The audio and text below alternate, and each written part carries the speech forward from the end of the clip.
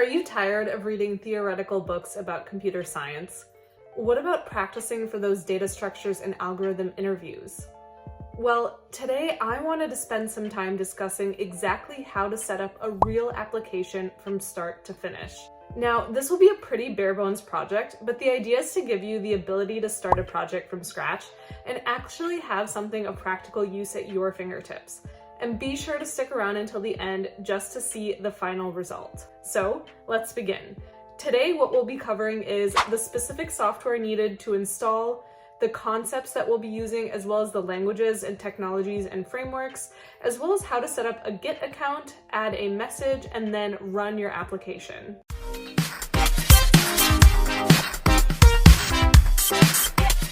We'll start out by first going to start.spring.io, and I've included this link in the description below as well. And this is just where we're going to initialize our backend project, our backend repository. And this is just something, you don't necessarily have to do it this way, but it creates a pretty bare bones project for you, and you don't have to start from scratch. You don't want to reinvent the wheel.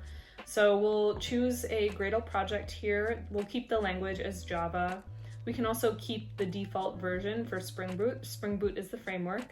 For the group, you can just name it whatever you want. So in my case, I'll just name it practiceapps.com.example. And as you can see, it actually updated the package name as well. We can just leave the artifact and the name as the default, so you can change it if you want. You can also change the description. And we'll stick with the jar files as well as Java 11. And then we can go ahead and generate this project. I won't generate it because I've already created a project on the side, so just wanted to walk you through the steps that I went through earlier.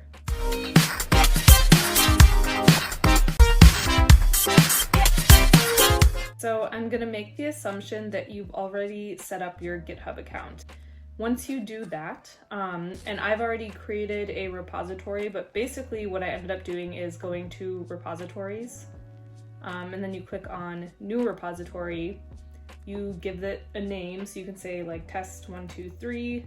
You can give it a description, practice app, and depending on what you prefer, you can make this public or private. And I would not add the README file, the git ignore, or choose a license. I would just create a repository. So you would just go ahead and click on that, and I'm not going to click on it since I already created a repository.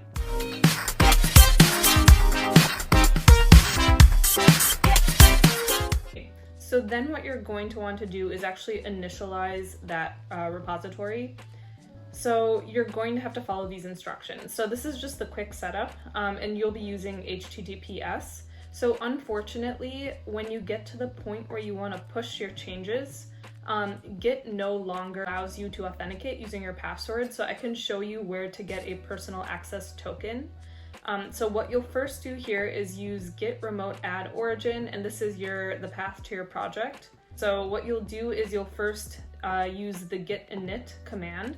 And the easiest way to do that is if you just go to your file explorer, for example, just go to wherever you saved your repositories. You can open your Windows terminal and here on this git init. And again, I won't run these commands. I'll just show you what to do because I've already run these commands before. So then it should initialize your project. And then afterwards, you could do this as well. You can add a README. And then once you go through these steps, you would commit your first commit, which is adding this README file. You would set this main branch as your main branch. This is what the -m is. And then git remote add origin. So you'll add this as an origin, this path. And then you will push your changes to origin. So this will be your remote main branch that you're pushing to. And currently we are working on a local main branch. So once you go through all these steps, remember, just follow everything step by step. When you try doing a git push, so let's see if this works here. Git push. Once you push this, so it was able to push, I guess it won't ask me for my token again, but when you push for the first time, this is super important. So If you're gonna skip any part of the video, don't skip this part. Basically, when you're first pushing to your main branch, your main remote branch, to your Git repository, what you'll have to do is you'll have to go to settings. Actually, I believe it's the settings under your name. And then from there, you'll go to developer settings right here. Oops. And personal access tokens. Click on personal access tokens. And what you would do is you would generate a new token here. So I've actually already created a new token and it expires on April 28th for me. So I will no longer be creating a new token until then. So you would just generate a new token, and I will actually link the instructions on how to generate a token just in case you missed it here. And then it'll show you that you can just copy and paste that as your password when it asks you to sign into GitHub once you push your changes to the main branch for the first time. So just keep that in mind.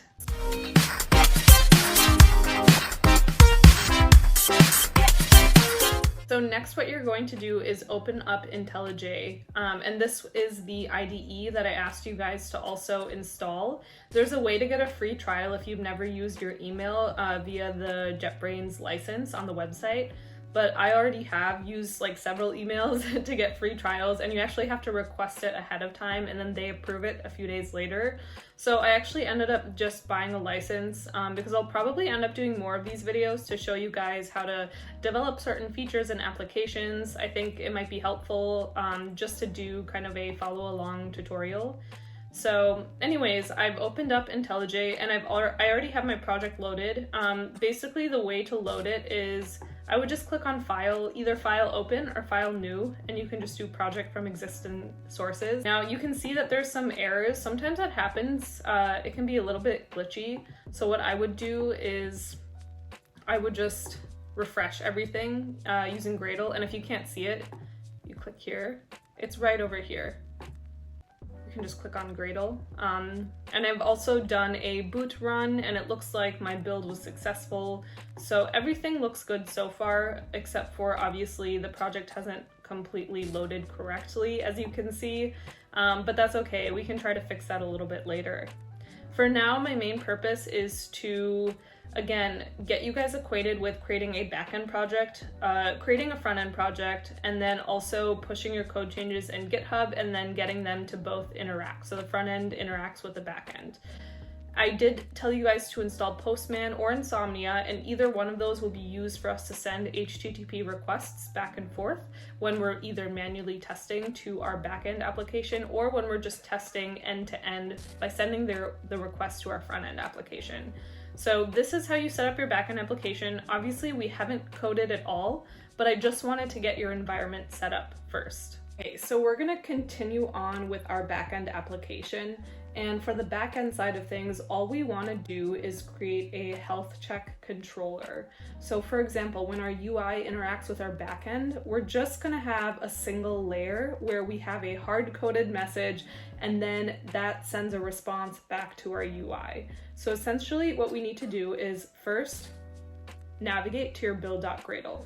So your build.gradle will hold a lot of your dependencies that you'll need, and then paste this line right here. So implementation org.springframework.boot, and you want the SpringBoot starter web. So once you have that and you've saved that, what I would do is create a new folder right here. So I've created a new folder and I've just called it controller. And then within your controller folder, you're going to create a controller Java class. So just go ahead and create a new Java file. Okay, so I've created a new controller class. And again, you can name it something different, like health check controller might be a better name. But what we're gonna do is actually create so this is gonna be a REST application. We're gonna create our first endpoint in here, and it'll just be a quick health check endpoint. So right above here, we're gonna use the annotation REST controller. And it'll actually ask us to import this class. So here, it's kind of nice. It allows you to just import what you need for this annotation. Okay, and then we'll just create a method in here. So if you've taken a computer science class before for Java, we can just create a method that returns a string. So we can just say get health check, and I think string is capitalized here. I've been switching back and forth between Java, Kotlin, and C#, so forgive me if I don't remember the syntax correctly. And then here we'll use another annotation, and this annotation will basically represent the endpoint name that we want to hit. So when we spin up our application, it'll be running on port 8080. So for example, if you navigate to localhost 8080, it'll actually our application will show up here, but now we want to specify a specific endpoint for this function. So we'll use get mapping and then whatever you want to name your endpoint. So here we'll just call it health, and we'll save that. Don't forget to import this get mapping, and there we go. And then all we want to do is return a very simple string. We can just say, yay, I hit my endpoint. Yeah, and that's pretty much it. That's all we need to do on the back end for now. So next, what you want to do is just run your application. So you can double click on boot run, and that should start up your application.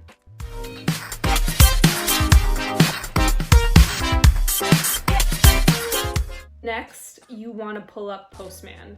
So Postman is the application that essentially allows you to send HTTP requests back and forth to your service. So kind of like I said, we will be using localhost 8080, and don't forget to set this to a GET request. We can kind of go over the details of what get, post, put, patch, delete, things like that are in a later video, but for now, all we want is to get a response. We're not sending a payload or anything. And our endpoint, as we named it, is health. So that's pretty much all you have to do. You have to type in localhost, our port is 8080, and our endpoint name is health. And because we've already started running our application, all you have to do is send, and ta-da, yay, I hit my endpoint. So we got back the exact response that we wanted. If you were to type in localhost 8080-health, you should get the same exact response. Yay, I hit my endpoint. So that's kind of how to set up a backend application. I know it's very bare bones. We haven't added anything other than a hard-coded message, but that was kind of the point of today, just to show you how to do that. We're not done yet. We still need to set up our UI using React, and we also want to be able to interact with both the backend and front-end aspects of our application.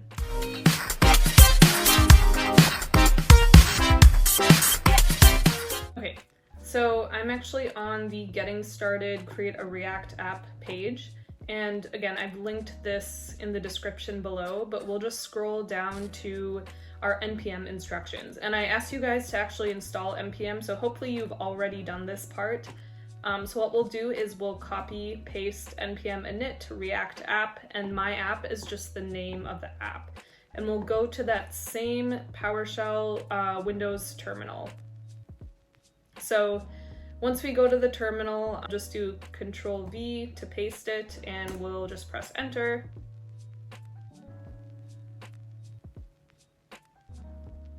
Okay, so it looks like when I had actually tried to create this earlier, yeah, it still created it. So I'll just do remove my app, and then we'll do an ls. Okay, so it's gone. So I'm just gonna do that again. You can just ignore what I just did. I actually already initialized a React app earlier, and so it was having conflicts because it already had a React app called my app in here. So I just deleted it, and here we're just going to initialize it again. And this may take a few minutes.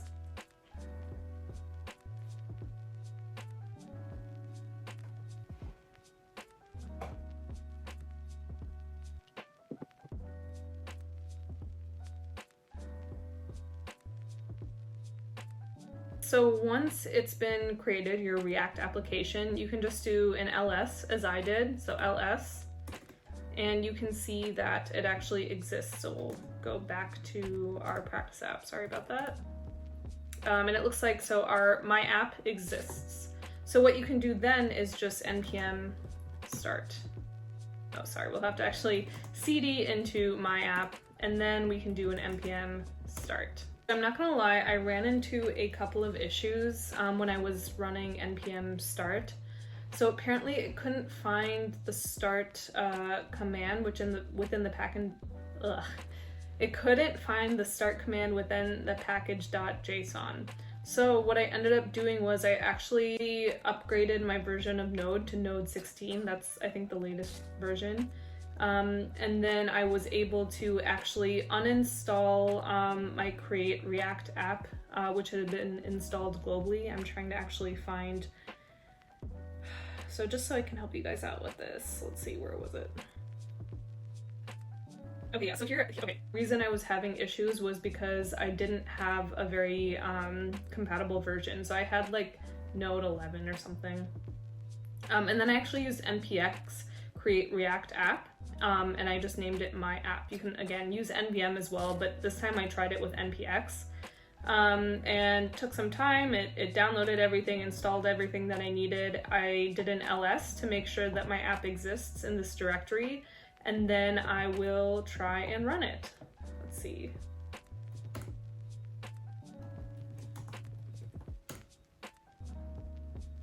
So once you use npm start, it looks like it's running, and this is the bare bones project that they create for you when you use npm to just create a React application. So you can just click on Learn React, and it's just a hyperlink that goes to the documentation for understanding how to use React. And this is just on localhost 3000. I'm pretty sure you can change this in your files as well. But now we want to see the actual code behind this.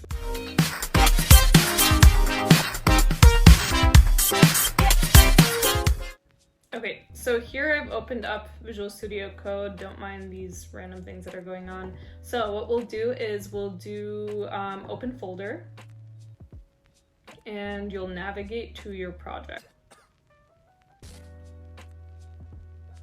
Cool, okay. So the project is loaded in here, so you can see your source file, you have your app.css, you can see, like, again, when we actually ran the application, you can see, like, here's our app logo module, our app module, our app header, things like that. And here is our index.js file. Very bare bones project, as you can tell. And what we'll be doing is we will be able to eventually run both our backend and our front end. This is our front end, and we'll be able to send a request to our front end. The backend will receive it and then send a response back, and it can do something to our UI, which will be kind of cool to see how that works.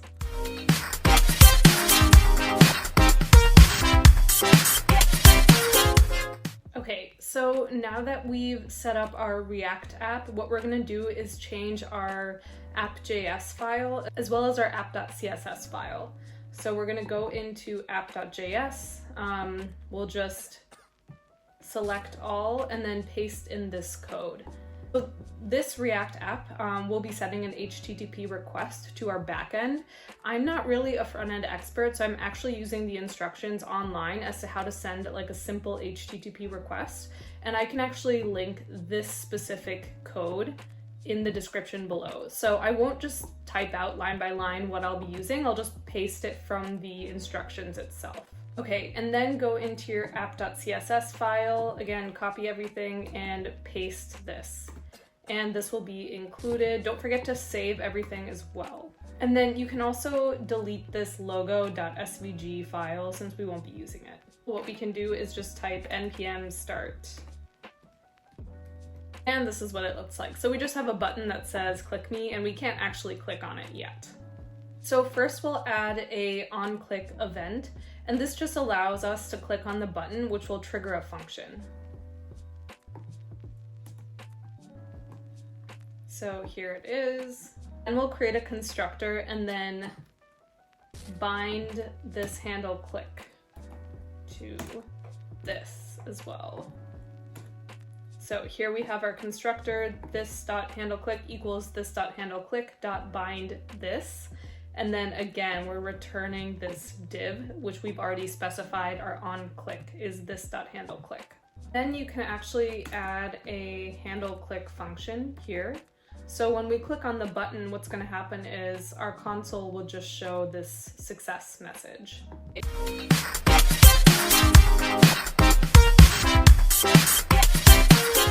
So we're back to our localhost 3000.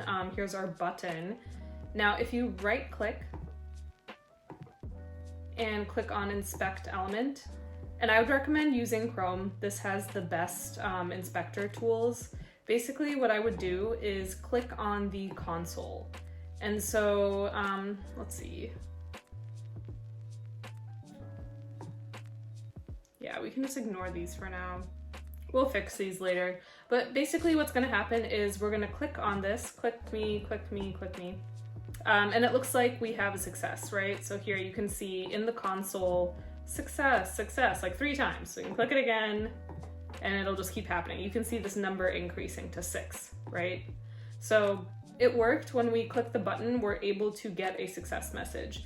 Now, this is a hard-coded value, and we're using a specific function within our app.js file. What we really want to do is be able to click this button, which will then send a request to our backend, and that's where we can then retrieve a response and maybe display that same, yay, this is the backend message that we had gotten in Postman beforehand. And next what we'll do is we'll install Axios so that we're able to actually send our HTTP request. Okay, so for the sake of shortening the video, I'm actually just gonna add the rest of the code in the app.js file, and I'll show you what I end up adding there, and then I'll also show you what I add in the index.js file. There's a link in the description for the code base, so you can just go ahead and check the code base. You can honestly just clone the React code base if you want, instead of creating your own React app, but I would recommend actually putting the code in there. So as you can see, I've added the following code. I think we already did this before, but I imported Axios, and I also added this function call within our handle click. So we're using Axios to get a certain URL. And so this path is actually the same URL that we use when we spin up our backend application. So if you remember here, we have localhost, our port 8080, and our endpoint is called the health check endpoint.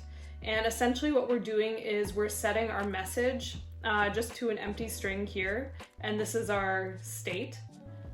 So once we get a response back, we're setting our state, and specifically the message within state, to our response data name. So that'll just be the message. Okay, so this part didn't actually get recorded, but we're gonna go back to our browser and use the inspect element tool, and we'll go to the console and then actually click on the click me button again. So what you'll see is we actually get a CORS error. And to sum it up, or just be quick about it, essentially our backend doesn't trust our front end. So we're sending a request using localhost 3000 to our backend, and our backend hasn't specified that it accepts requests from that specific URL. So now we have to go into the backend and actually add a header in our endpoint to make sure that we're able to actually accept requests.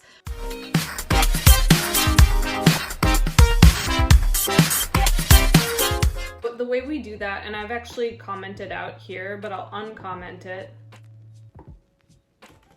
we'll use a new annotation called @cross-origin, and I've just specified the specific path that it'll allow requests from, which is localhost 3000. And localhost 3000 is where our front-end application lives. Okay, so we're back here, and actually we'll go to the network tab, and we'll click on the button again. So it looks like it was successful. We got a 200, and here we go. Yay, I hit my endpoint. So we have successfully spun up a front-end application, a back-end application, and run both of them and made them interact, right? So this was the message, yay, I hit my endpoint, that we created in the back end. And now our front end, which is obviously a very simple front end, but it's able to interact with the back end. And that was kind of the main goal. We're almost done, not quite there yet. We also want to now initialize our React project in Git. We kind of forgot to do that. We put that on the back burner. But once we initialize this in Git, we'll push the changes for both our backend and our front end, and then I can show you where the projects both live in GitHub, and then we should be pretty much done with our project.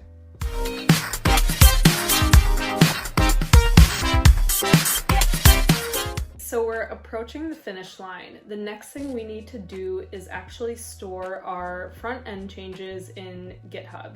And before we do that, we actually need to create a new repository in GitHub. So what we'll do is we'll go to new again.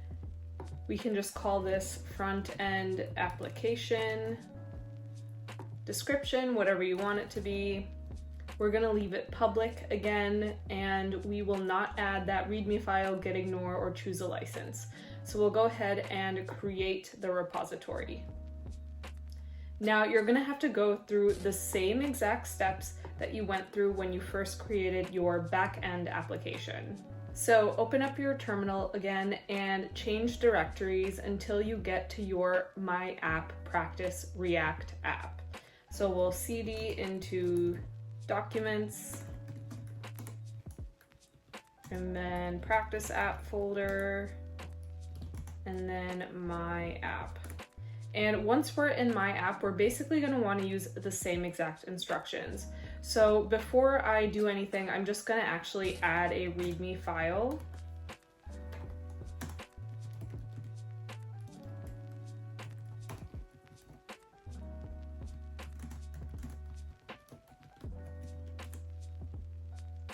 And then I will initialize the repository. I will add the README. And then I will push to the main branch. Or sorry, I'll first commit my added change.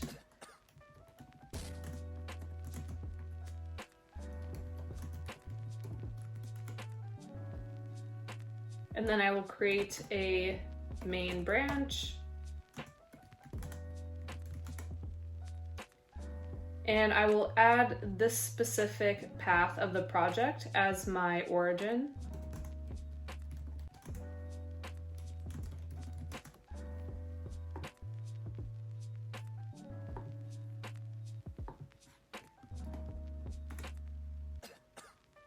Then I will push to origin. So now we can go back to our front end application, and we can navigate to our source folder and check our app.js file. So it looks like our changes have not been added to the app.js file, and I think I know why that is. Basically, we didn't end up adding the files that we had already created before and then committing those changes.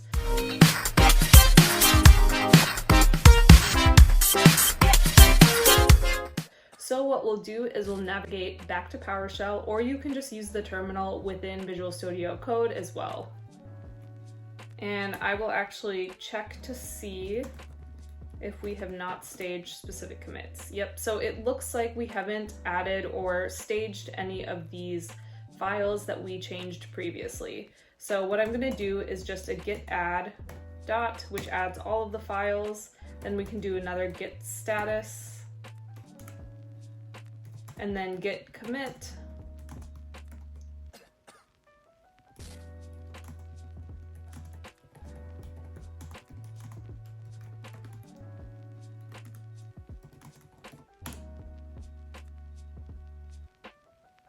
All right, so we've pushed those changes now. So now we can actually refresh the page, and it looks like it actually kept our changes. So there we go. Now, if you remember, we actually created our backend application in here as well, our backend repository, but we never actually pushed our changes. So if we go to the source folder and then the main folder and navigate to our practice application.java class, we see that there's no controller folder or no controller file in here. So what you can do is, again, either open up a PowerShell terminal, or you can go to your IntelliJ IDE and push the changes there as well. So I've just gone back into PowerShell. I'm going to go back to Practice App.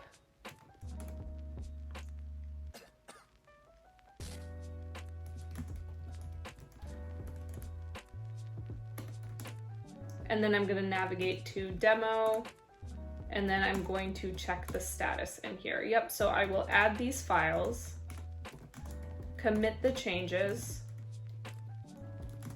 and I'm just making up a random commit message. Usually you want to be a little bit more descriptive. And then I will push those changes. Okay, so now I'm just going to refresh this page again, and it looks like we have our controller folder. If we click on it, we have our controller.java file, and here is our endpoint. So the basic gist of this is so that we can actually store our code changes in GitHub. It's essentially storing our code changes online so that if we were to ever lose our files locally, we can definitely just clone our repositories again, and we don't have to necessarily start over with the code changes if anything bad were to happen. I hope you guys enjoyed this tutorial. It took me a long time to actually put this video together, but again, this isn't a very fancy application. The entire point was just to show you how to spin up a backend application, how to spin up a front-end application, how to get the two to communicate, and then also store your changes in GitHub, as well as just installing libraries, technologies, and package managers according to your needs for this application. So hope you enjoyed the video. Please like and subscribe if you enjoyed it and are waiting for more technology videos to come out in the future. And please leave a comment below. So this video was actually quite different than the other videos that I've done in the past. I do more tech lifestyle videos, and this is more so a tutorial on how to create something. So let me know if this kind of video is something that's intriguing to you, and I can certainly make more in the future. But goodbye for now, and thanks for watching.